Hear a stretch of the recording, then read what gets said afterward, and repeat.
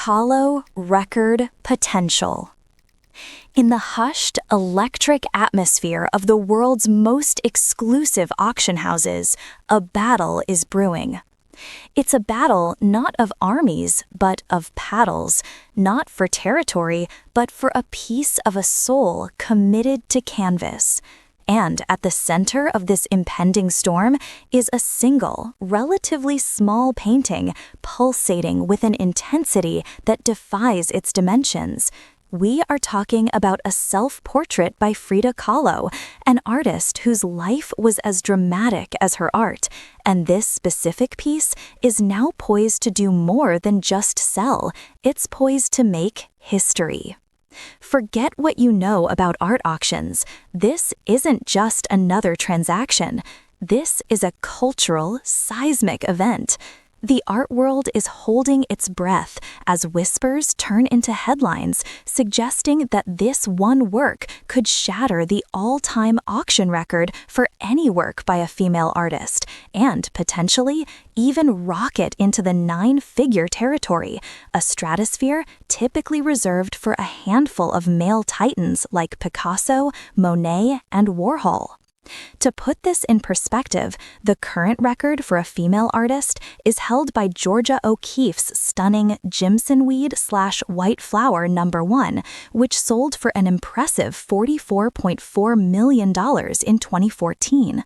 A landmark price, no doubt. Frida Kahlo herself already holds the record for the most expensive work by a Latin American artist, with her haunting 1949 self-portrait, Diego Yillo, which sold for a staggering $34.9 million. But the piece now capturing global attention is expected to eclipse both of these figures, perhaps even doubling or tripling them. The pre-auction estimates from houses like Sotheby's or Christie's are deliberately conservative, but the inside chatter, the buzz among collectors, and the sheer cultural weight of Kahlo in the 21st century point to a potential price tag north of $100 million. This isn't just about adding a masterpiece to a private collection. It's about acquiring a symbol. It's a testament to the power of an artist who transformed her profound personal pain into universally resonant beauty. So, what makes a single painting worth more than a fleet of private jets or a luxury skyscraper? It's a perfect storm of factors. First, there's rarity. Frida Kahlo's total output was incredibly small, only around 150 paintings in her entire lifetime, a stark contrast to someone like Picasso, who created tens of thousands of works. Many of her most significant pieces are permanently housed in museums, particularly in Mexico, where they are protected as national cultural heritage, meaning they can never be sold. This creates an intense scarcity.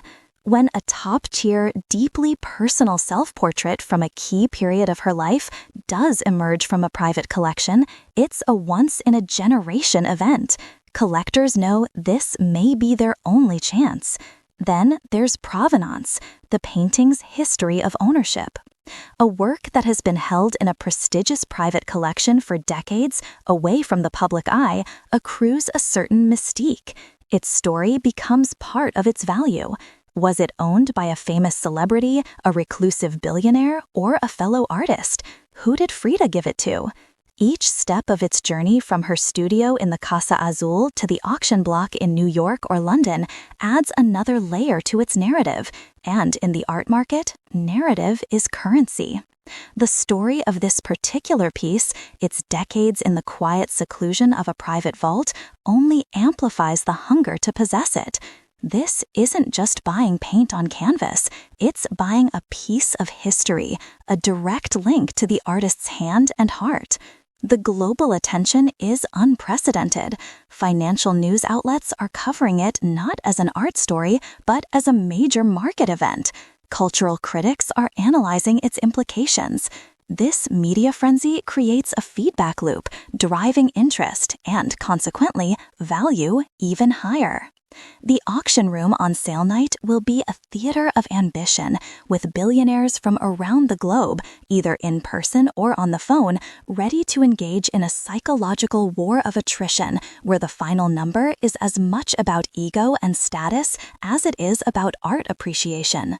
The sound of the final gavel won't just signify a sale, it will be an earthquake, sending tremors through the entire art market and solidifying Frida Kahlo's place not just as a cultural icon, but as one of the most valuable and sought-after artists in history, period.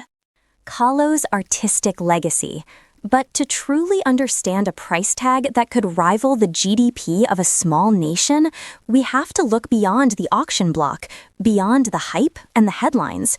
We have to look at the woman herself, because with Frida Kahlo, the life and the art are inextricably, often brutally, intertwined.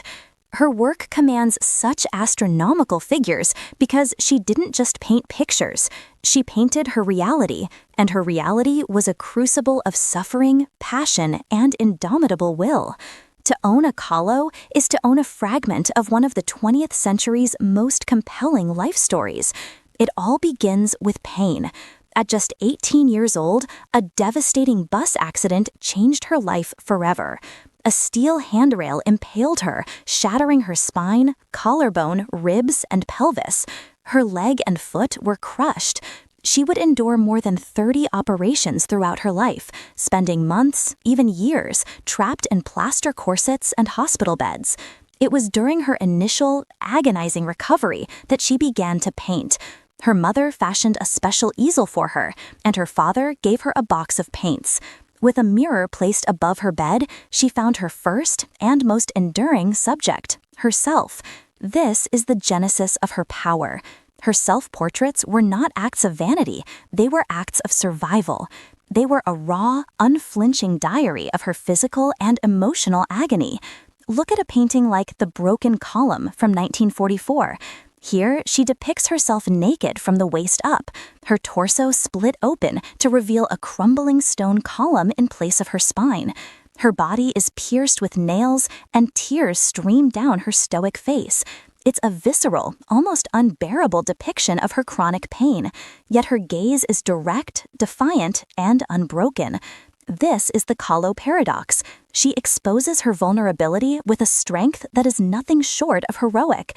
Then, of course, there is the other great drama of her life, her tumultuous, passionate, and deeply painful relationship with the monumental muralist Diego Rivera.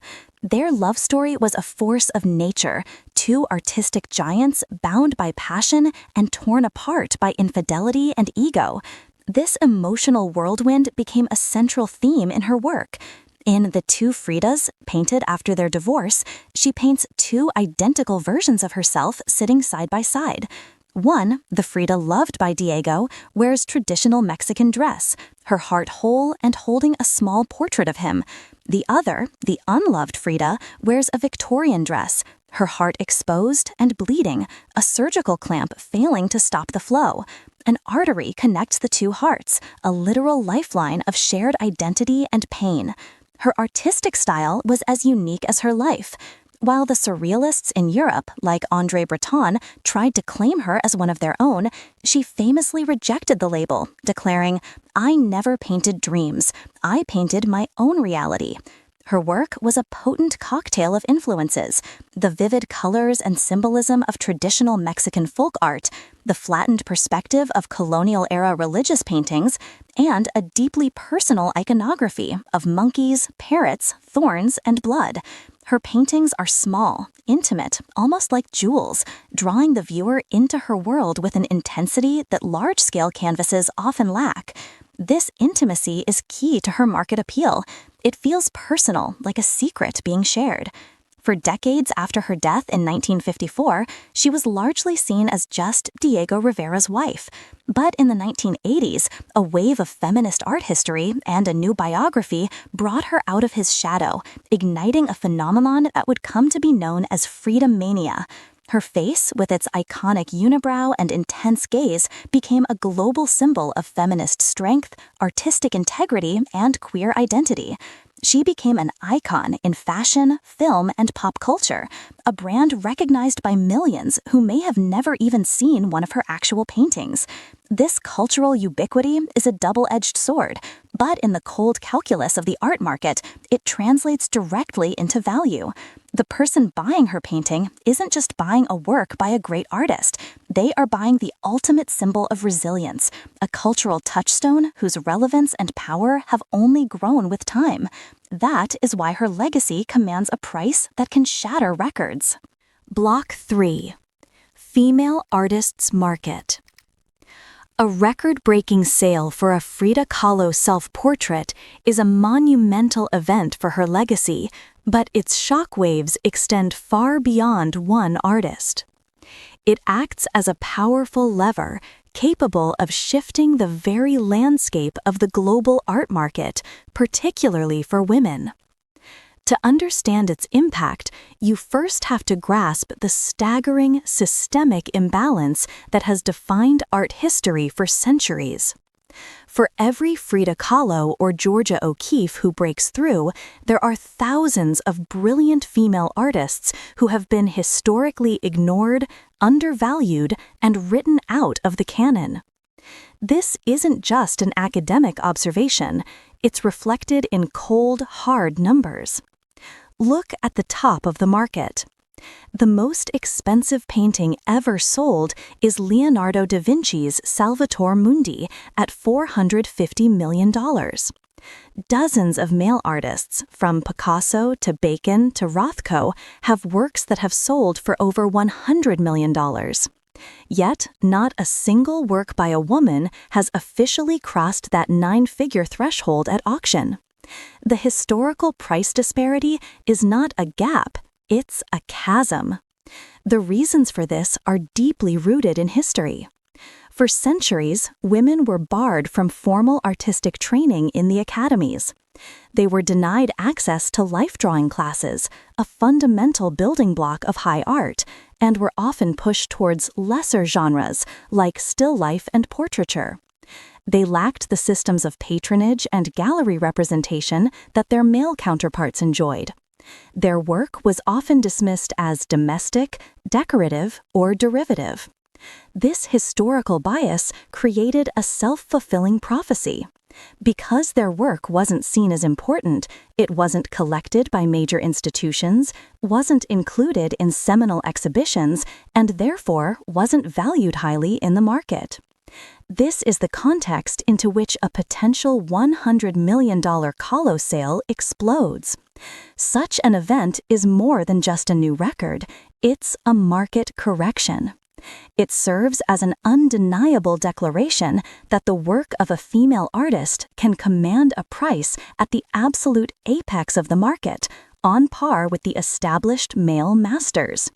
This has a powerful psychological effect on collectors, museums, and investors. It forces a re-evaluation of what and who is considered valuable. This phenomenon is often called the ripple effect. When a market leader like Kahlo hits a new peak, it raises the entire ceiling. Collectors who are priced out of the Kahlo market may then turn their attention to other significant but comparatively undervalued female artists.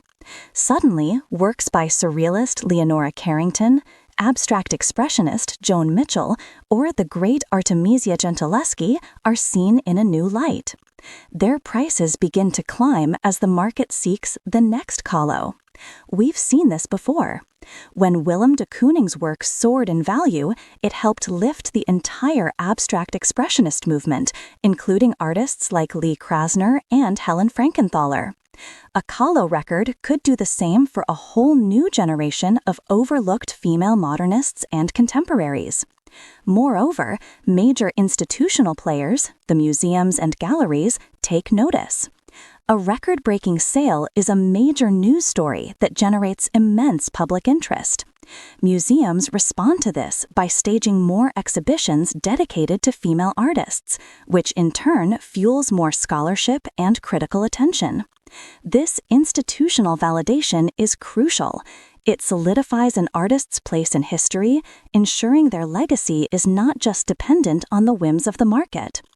A new record for Kahlo could encourage a curator at the MoMA or the Tate Modern to greenlight a major retrospective for another woman artist, creating a virtuous cycle of recognition and reevaluation. We are in the midst of a profound cultural shift, a collective effort to rediscover and celebrate the women who have been airbrushed from our textbooks. This Kahlo sale isn't the cause of that shift, but it is perhaps its most dramatic and high-profile symptom. It signifies that the market is finally catching up to the culture. The question is no longer a female artist will consistently break the $100 million barrier, but will be next after Frida Kahlo inevitably leads the way. This isn't just a price tag on a painting. It's about the price of recognition, the value of a legacy, and the slow, powerful, and long overdue rebalancing of art history itself.